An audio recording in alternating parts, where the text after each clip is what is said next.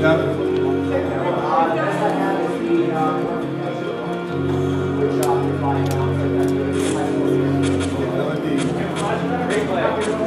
Yeah, we don't have time for that right now. Yeah. Should we take some questions? Let's fill some time.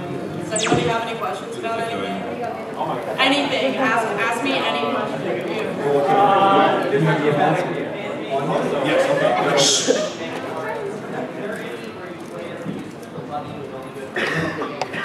The useless little bunny who is only good for sex appeal. I don't know. Kodo, are there any games where are there any fan games? There's the Golden 13 Flash parody. Which one? There might also be, I think there was a demo or some incomplete thing that actually happened in the first-person shooter that started, they said. But beyond that, no, not really. Oh, is there a Zelda game first person? First-person shooter in process to be really quiet about it. Okay, alright. So, maybe. Sometime soon. Maybe we'll get emails. Are there any other questions? Yes. Over here. You.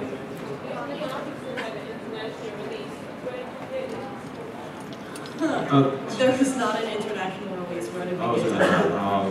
The answer? They sell it in the booth called Hendame in the dealer's room. Sadly, none of them are here right now, but basically all the Touhou merch you can get, basically all the Touhou merch you can get at a call-in comes from them. And they're real bros. And if you're a Touhou fan, you're very welcome there. They have the games, they have fan games, they have arranged CDs, they have dojins, they have basically whatever you afford. They even had they had plushies this year, which they don't know what happened. Which they sold out before I even got into the deal. Yeah. I also want to thank the Hendane guys for holding on to a wall scroll of Yukari being naked, which I'm going to put onto my wall. So yeah, Hendane is the place to go, and they're a fantastic bunch of folks. Everything we've had from them. Because as much as you could, you know, torrent it and get it illegally, it's good to support number one Hendane and number two that drunk moron called Sue. And once you get the games, you can go to gensojo.org to get translation patches for them. Alright, and there's also Matt here. I think Matt here sells games as well. Alright, cool. Extra! Alright, so who here has heard of Kefit? Have you heard of Kefit? Well, unfortunately, we have a replay of his this time. We have somebody else who have Jaimers. You've heard of him. Not quite as well known as Kefit. So now that we've shown, now that we've seen Isak, we've seen Erica do very well for her first attempt, we're going to show what this is. Huh? Oh, you did? How about that? Alright, well, this is stage 6 Lunatic in Touhou 12, Undefined Fantastic Object. The guy that's playing this uses no bombs and doesn't die. He captures all his spell cards, and yeah, it's a perfect run of the final stage of the hardest difficulty.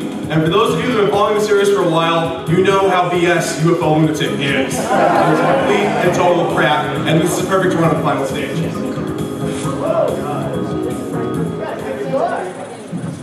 The reason we don't have a replay from Kefit is because Kefit hates UFO Lunatic that much. Even he was sick of it. Alright, so the power-up system in UFO ended up being a little bit, he's focusing for me. A little bit different in that there's red, green, and blue UFOs, or the color after the colorblind patch, red, green, red, blue, and yellow. And if you get 3 of one color, then a giant UFO of that color appears. The red ones, the giant red UFOs. Well, here's a giant rainbow UFO. This one, the UFOs suck in power items and point items, and they spit out other UFOs, or they might spit out points. One way you can spit out, if you have a giant red UFO, it'll spit out pieces of 1-up. If you have a giant green UFO, it'll spit out pieces of a bomb, if not an entire bomb. And that's basically how the power system in this game works, in terms of getting extra lives and extra bombs. Some people didn't like it. It adds an interesting extra resource management aspect of the game. Or it just makes you die a lot and not get enough lives. Or if you're colorblind, it makes you green. Yeah. If you're colorblind, you can't tell the difference between red and green. It's a real pain.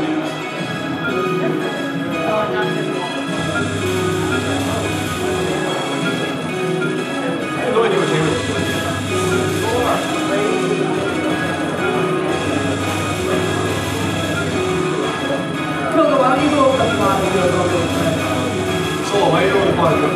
Sola, talk about the plot of UFO. So the plot of UFO is an unknown flying object happens to appear over Gensokyo, and so Reimu and Marisa are basically Reimu is convinced that it has treasure in it, Marisa just wants to do hijinks, and Sanai is basically out to do the will of either Suiko or Kaneko, depending on which plot branch you take. So you go on to the so-called treasure ship, and it ends up being basically the grave of the Yo-Christ. And that's what we're fighting right now. Yes. It's Yoko. So the end boss here, Hijiri Byakudan, is basically a holy woman, a Buddhist monk from like 1,000 years ago, and she got the silly idea that humans and monsters could live together, so she started sticking up for the monsters, and the humans that got killed by them weren't so happy about that, so they sealed her away. But fortunately, her ragtag band of friends happened to get the ship and go rescue her from hell. Echo Gods is in the game too.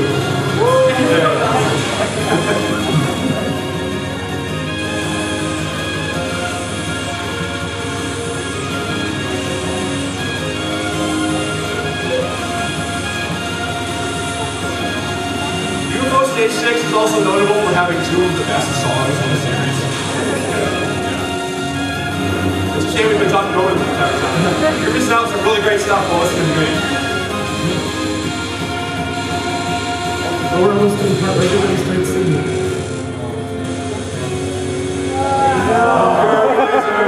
For those of you that have not played one of these games before, the Kirby lasers that appear every so often, appear a few times in this game, these are mind-numbing. They are vilified by the fans of the series. They're like, oh, complete total mind screws. You always think they're going somewhere else, but nope, go a different way.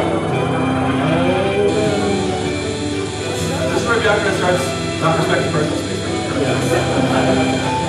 This is where she gives Mabu and tries to body slam you, because her thing as a mystic was she basically would give herself magical buffs. So she's actually really like physically powerful as well.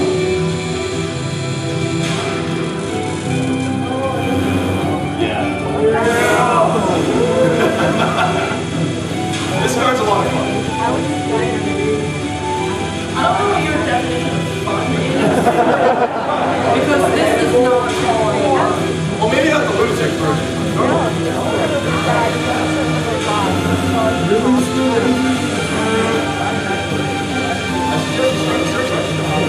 So yes, this is Zun copying his own spell cards from previous games.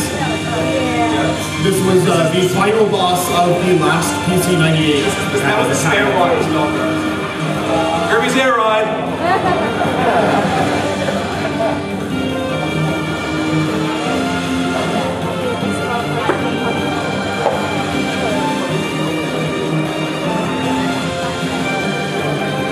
Yeah, so this spell card, Byakuya, is dashing around, showing off her Byakuya energy.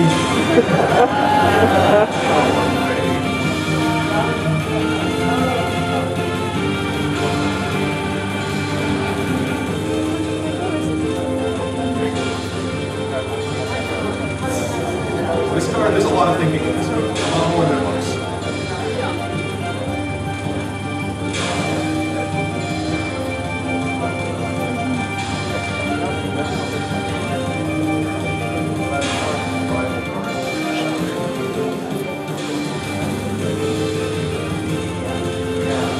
Actually, Zun has said he likes just making new stuff all the time, but starting here in 12, and it looks like a little bit in 13 too, he's starting to give shoutouts and callbacks to previous stuff he's done.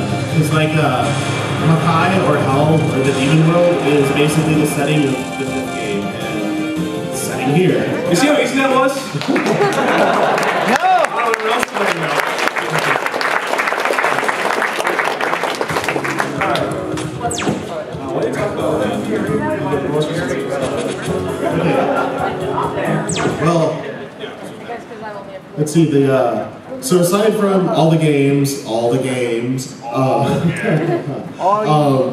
Zun's released a bunch of stuff in other media too. He's released soundtracks, original works, and stuff from previous games at Comic-Con on music CDs. He's got 5 of those. He's got 5 CDs that have PC-98 soundtracks, basically, with full voices. None are cut out by sound effects, so it's really good. He's done basically